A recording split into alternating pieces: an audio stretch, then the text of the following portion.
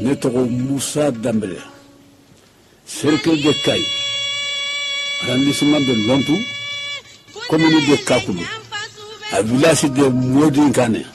Radio Kilodu Kadigné, Faka Digna, Kumaka Digné, Nombo Kumala, Kumaka Di, Kumaka Digné, Bessem Kumala, Kabarakani, Allah Sagaosao.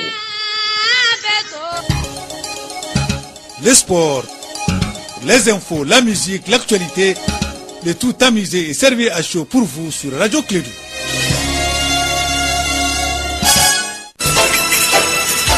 Radio Clédou, le journal avec Sotelma Malitaire.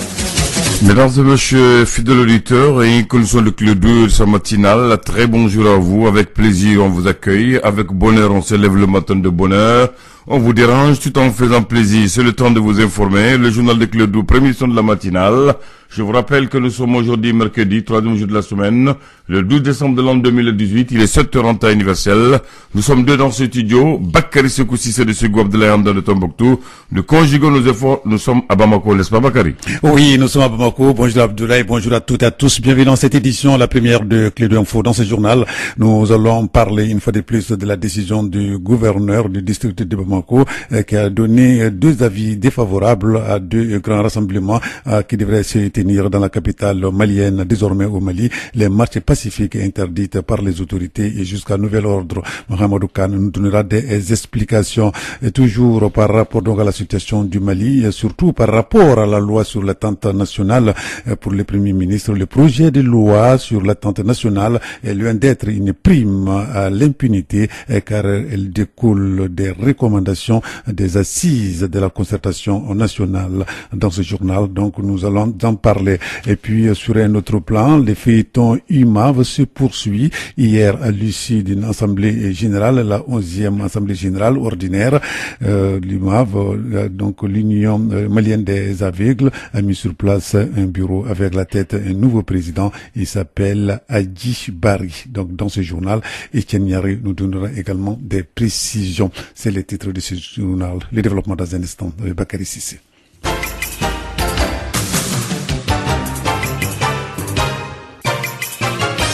Et bienvenue dans cette édition, la première de Clédou Info. Aujourd'hui, nous sommes le mercredi 12 décembre 2018. Je le disais tantôt, au Mali, les marches pacifiques interdites par les autorités jusqu'à nouvel ordre. En espace de 3 jours, à travers un arrêté, le gouvernorat du district de Bamako a donné deux avis défavorables à deux grands rassemblements qui devraient se tenir dans la capitale malienne. Deux décisions qui ne passent pas, en tout cas chez les défenseurs des droits de l'homme et chez les politiques qui crient déjà, je cite, au retour de la dictature au Mali. Les explications avec Mohamedou Khan. C'est par souci d'éviter la violence et de préserver la sécurité des marcheurs que nos organisations ont décidé de reporter à une date ultérieure notre marche contre l'impunité au Mali, précise le communiqué conjoint des 51 organisations de défense des droits humains et associations des victimes. Lundi soir, les responsables de la police ont en effet sommé les initiateurs de la marche de ne pas s'y rassembler à leur lieu de convergence au motif, je cite, qu'elle aurait reçu l'ordre d'empêcher toute manifestation à Bamako. Maître Mokhtar Mariko, président de l'AMDH, l'association malienne des droits de l'homme. Il s'agit d'un recul de la démocratie malienne, c'est-à-dire les droits fondamentaux et les libertés fondamentales pour lesquelles le peuple malien s'était levé pour réclamer l'exercice en 91 sont en train d'être bafoués. Au sein de l'association Faso Kanou, une jeune formation politique du pays, on digère mal à cette décision à l'image de son premier responsable, Ibrahima Kébé, pour qui il s'agira désormais de se mobiliser comme un seul homme et exiger le respect du droit constitutionnel en République du Mali, qui est aujourd'hui violé par un régime illégitime, impopulaire, qui n'arrête pas de creuser sa tombe par ses propres dents. Du côté des organisations de défense des droits humains et associations des victimes, on se prépare déjà à user de toutes les voies de recours pour attaquer l'arrêté du gouverneur du district de Bamako interdisant les marches. Maître Mokhtar Mariko, président de l'AMDH. Bon, nous avons un arrêté illégal. Illégal en ce sens que cet arrêté est contraire à la Constitution de la République du Mali qui permet ces libertés-là d'association, de réunion, d'expression. Donc nous avons des procédures appropriées. Nous pouvons d'abord faire des procédures au Mali pour essayer de retirer cet arrêté illégal du gouverneur. Et ensuite, nous avons aussi des systèmes régionaux et internationaux qui vont nous permettre aussi d'agir et de faire taire ces différents textes. Les principaux responsables de l'opposition malienne se sont également réunis ce mardi, ce après l'interdiction et la répression de leur marche du week-end écoulé. Ils prévoient une nouvelle grande marche pacifique ce samedi 16 décembre à Bamako en réponse à l'arrêté du gouverneur. Voilà donc une affaire donc à suivre après l'interdiction de leur marche pacifique du 10 décembre par l'arrêté du gouverneur. Les CDR, les APM et les partisans du shérif du Nioro optent en tout cas pour la désobéissance civile à compter de janvier 2019. Rasbach nous parle de cette opération propos recueillis et de l'opération Galama, je veux dire, les propos sont recueillis par Kassim Traoré. Donc c'est une évaluation dont nous sommes arrivés au constat que le Mali aujourd'hui s'éloigne de plus en plus d'un état de droit. Le Mali de plus en plus s'éloigne d'un état respectueux de ses propres engagements. Le Mali de plus en plus s'éloigne d'un pays où il fait bon vivre pour les citoyens. Le Mali s'approche de plus en plus des pays comme la Somalie, de plus en plus des pays où les droits les plus fondamentaux, les libertés sont piétinés, où les droits de liberté sont respectés suivant l'opinion politique, suivant l'opinion idéologique. Lorsque les libertés sont exercées dans le but de soutenir la politique des gouvernants, vous avez l'autorisation. Mais quand la liberté de sortie consiste à dénoncer la politique, vous êtes refusé au nom de l'état d'urgence. Donc l'état d'urgence et le respect des droits des citoyens est fonction de ton positionnement politique et idéologique. C'est regrettable et c'est regrettable, c'est pourquoi nous sommes venus aujourd'hui évaluer cela et annoncer la mise en place de cette plateforme pour aller à la conquête. La désobéissance. Donc là, c'était Rasbach qui nous parlait de l'opération Galama, dont toutes nos excuses pour la qualité de l'élément sonore. Le Mali célèbre chaque année la Déclaration universelle des droits de l'homme à travers l'espace d'interpellation démocratique et EID. Cette année, c'était la 23e édition et ce sont donc des litiges fonciers qui ont dominé le débat. Les questions des droits de l'homme et les violations ont été abordées par les organisations de défense des droits de l'homme devant le Premier ministre et les membres du gouvernement. Nous allons écouter ici l'intervention de Maître Malik Kounaté, président de l'AMDH. Au Mali, l'impunité résulte de la paralysie de la justice dans les zones où l'insécurité règne en maître. Ailleurs, elle est le fruit de nombreux dysfonctionnements du service public de la justice. J'illustre mon propos par les tueries d'Agalhok en 2011, l'affaire des 16 prêcheurs mauritaniens et maliens tués en 2012, la mort suspecte du jeune Fuseni Ouattara le 19 août 2012, les Chaniers non encore refroidis, les Sokolo, Djoura et Dogo, etc. Dans ces affaires tragiques, la réponse pénale appropriée s'est fait attendre. L'impunité est aussi induite par le projet de loi d'entente nationale. Il résulte que les crimes isolés, non imprescriptibles, peuvent donc être exonérés. De notre point de vue, les exonérations de poursuites devraient concerner seulement les crimes contre la chose publique, tels que les attentats et complots contre le gouvernement, crimes portant atteinte à la sécurité intérieure de l'État ou à l'intégrité territoriale, etc. etc. L'impunité explique, pour une grande part, la résurgence de la verdict populaire et de la justice privée. Mais entendons-nous bien, le sentiment d'impunité peut expliquer la justice populaire. Elle ne peut en aucun cas la justifier. Je voudrais ensuite vous parler des violations des droits humains inhérents au terrorisme, mais aussi à la lutte contre ces fléaux. Dans leur projet diabolique et ubiesque, les terroristes n'épargnent pas les civils. Les engins explosifs improvisés sèment la mort presque quotidiennement et n'épargnent ni les femmes ni les enfants. Voilà, donc là, vous avez bien compris, c'est Maître Maliké Koulibaly, le président de la CNDH, propos recueillis par Kassim Traoré. Par rapport à la loi d'attente, je le disais dans les titres pour le Premier ministre du Mali, le projet de loi sur l'attente nationale est loin d'être une prime à l'impunité, car elle découle des recommandations des assises de la concertation nationale. Soumeilou Boubé Maïga nous en dit plus. En dépit de l'importance du projet de loi d'entente nationale, beaucoup estiment que ce projet, s'il est voté, constituerait une prime à l'impunité et ne favoriserait point l'atteinte des objectifs visés. Je voudrais dire que contrairement à ces appréhensions, le projet de loi ne constituera pas une prime à l'impunité. Parce que quand je compare le projet de loi qui est sur la table de l'Assemblée, et quand je vois son champ d'application, et je le compare au champ d'application d'une loi qui a été votée, qui porte amnistie des faits survenus lors de la mutinerie de 2012. Et dans cette loi de 2012, je vous fais l'économie de tout ce qui est amnistié, mais je voudrais dire, sont amnistiés par cette loi l'homicide volontaire, l'homicide involontaire, les coups et blessures volontaires, les blessures involontaires, enlèvement de personnes, arrestation illégale, séquestration de personnes.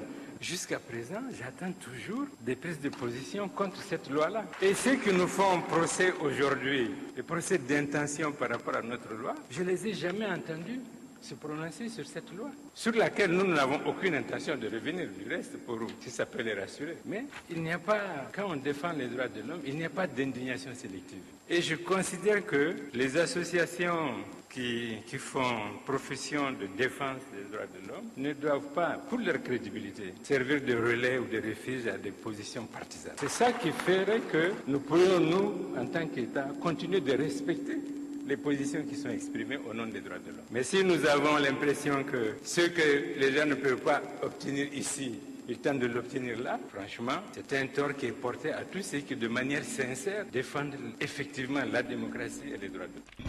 Alors, Soumeilou Boubé Maïga, propos recueillis par Kassim Traoré, justement. Voilà donc, le maître Mokhtar Mariko de l'AMDH, l'association malienne des droits de l'homme, a réagi. Il pense que l'État veut manger son piment dans la bouche des victimes. Donc, c'était la petite phrase utilisée pour dénoncer le projet de la loi d'attente nationale qui, selon lui, exclut les victimes en privilégiant les auteurs des crimes. Il a lu ce mardi à la Maison de la Presse de Bamako les recommandations de 51 associations de défense des droits humains et associations des victimes à l'endroit du gouvernement du Mali, des députés et de la communauté internationale. Les propos de maître Mokhtar Mariko sont recueillis par Mahamadou Kane. Premièrement, au gouvernement du Mali de différer l'adoption du projet de loi dit d'entente nationale tel que rédigé actuellement. Deuxièmement, solliciter l'implication, la consultation et la prise en compte des préoccupations des associations de victimes et des organisations de défense des droits humains. Préalablement élaborer un nouveau projet de loi d'entente nationale respectueux des droits des victimes du conflit au Mali. Des engagements concrets en faveur de la lutte contre l'impunité, en particulier en garantissant l'effectivité des poursuites et enquêtes relatives aux crimes les plus graves. Abroger l'arrêté illégal et injustifié du gouverneur du district de Bamako. Respecter et faire respecter les droits humains. Aux élus de la nation, je veux parler des députés, à ne pas voter le projet de loi dit d'entente nationale en l'état. L'engagement d'un dialogue direct entre l'Assemblée nationale et les associations de victimes et organisations de défense des droits humains sur le projet de loi d'entente nationale issu de ces consultations afin qu'elles puissent exprimer leurs préoccupations et craintes au sujet du projet de loi tel que rédigé actuellement. À la communauté internationale, exhorter le gouvernement à suspendre les procédures d'adoption de ces textes et d'ouvrir le dialogue avec les organisations de défense des droits humains et associations de victimes. Enfin, exiger le respect des dispositions de l'accord pour la paix et la réconciliation au Mali issu du processus d'Alger, notamment l'article 46 qui exclut des mesures d'amnistie pour les auteurs des crimes graves et qui met l'accent particulier sur l'importance d'une commission d'enquête internationale et de la CVJR. Je vous remercie. Alors, donc là, c'était Maître Mokhtar Mariko de l'AMDA, l'Association malienne des droits de l'homme. On a donc les recommandations liées hier au niveau de la maison de la presse. Il faut noter qu'en principe, c'est demain, jeudi 13 décembre 2018, que le projet de loi d'attente nationale doit être voté par les députés au niveau de l'Assemblée nationale du Mali.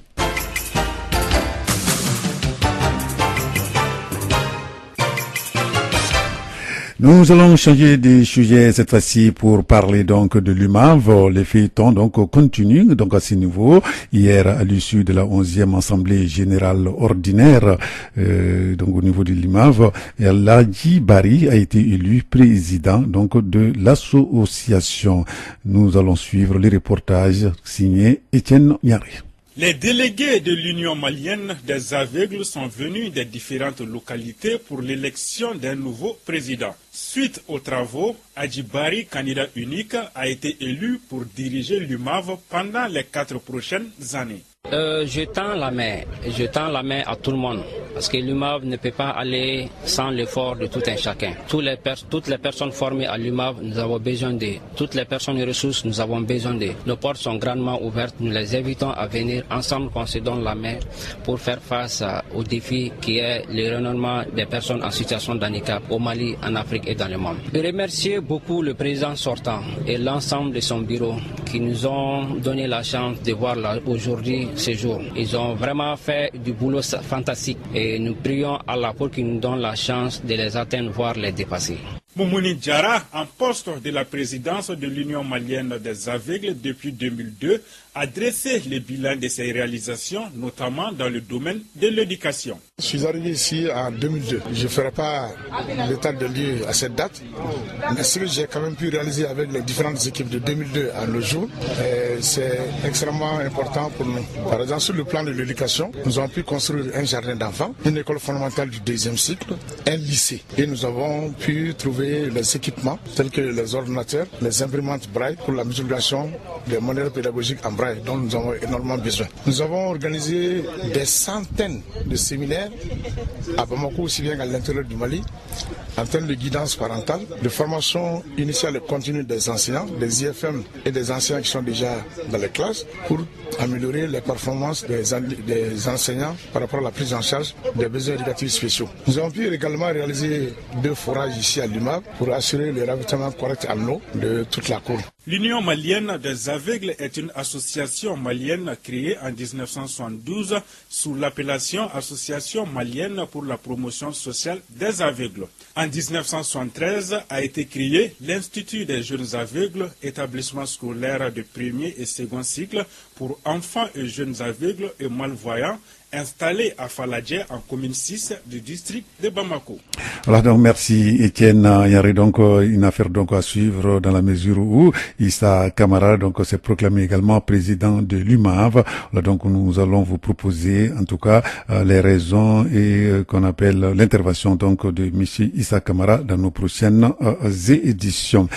Et puis nous arrivons au grand dossier de notre journal. Comme tous les matins, nous allons terminer avec ces dossiers sur l'internet, l'impact donc du téléphone sur la vie donc humaine d'une manière générale. Aujourd'hui, nous allons parler exclusivement de l'utilisation du téléphone smartphone qui joue en tout cas sur la vision humaine. De nos jours, le smartphone donc est devenu un outil indispensable dans la vie des hommes, mais attention, donc ça pose souvent problème. C'est ce que nous dit Étienne Nyari dans ce reportage. Les yeux fixés sur leur téléphone en train de tchatcher, naviguer ou jouer, c'est l'image de nos jours dans les grains ou autres lieux de rassemblement. Pourtant, ce comportement qu'adoptent les jeunes a des conséquences sur la vision humaine. Isiaka Sako, promoteur du cabinet Espace Vision et enseignant de la technologie lunetière à l'IOTA. Donc cette utilisation excessive des téléphones peut causer ce qu'on appelle la presbytie précoce parce que l'œil en fait est conçu normalement pour voir de loin. Donc quand on regarde en vision éloignée, quand on regarde un objet qui est éloigné de nous, Donc dans la normalité, quand on n'a pas de défaut, quand on n'a pas de problème sur l'œil ne fait pas d'effort. Donc le fait de voir en vision de près, de voir des objets en vision rapprochée, c'est un effort pour l'œil. Cet effort-là, c'est appelé l'accommodation. La capacité que l'œil a à faire la mise au point sur des objets rapprochés. Et cet effort-là, c'est avec des muscles en fait que l'œil travaille pour pouvoir faire cette mise au point-là. Donc, à force d'utiliser en fait, de faire travailler l'œil en vision rapprochée, donc ça peut créer ce qu'on appelle la presbytie précoce. Donc, avoir des difficultés à voir net en vision rapprochée. Donc, au-delà de ça, ça peut créer chez les jeunes, ça peut créer ce qu'on appelle la myopie, le problème de vision de loin. Certes, le téléphone est devenu l'outil indispensable dans le milieu professionnel, mais selon Isiaka Sako, son utilisation doit être modérée. Il y a aussi des solutions alternatives si on est vraiment obligé de l'utiliser tout le temps. C'est devenu pratiquement une drogue. Donc ça, c'est certains verres qui peuvent soulager en fait l'effort que l'œil fait sur ce téléphone-là. En même temps, ces verres-là, il peut y avoir des traitements dessus, comme vous le savez, sur les écrans de téléphones, des smartphones. Il y a cette lumière bleue là dont je pense que beaucoup ont entendu parler, qui est nocif pour l'œil, qui peut créer en fait le vieillissement rapide de l'œil. Donc ça accélère en fait ce vieillissement de l'œil. Donc il y a un filtre spécial en fait qu'on peut mettre sur les verres qui permet de filtrer cette lumière bleue là et nous protéger contre ce vieillissement de l'œil. Il faut dire qu'un tiers de la population mondiale possède un smartphone et le nombre augmente de jour en jour. Voilà, le nombre augmente de jour en jour, donc nous allons tenir compte du conseil du professionnel, du docteur, par rapport donc à la vision. Voilà, c'est tout pour cette édition, la première des Clés d'Info. Merci de l'avoir suivi. Présentation Bakary Cissé, mise en œuvre Abdoulaye Andane. Restez avec nous dans un instant, la rubrique Elect sur notre antenne. Radio Clédou, le journal avec Sotelma Malitaire.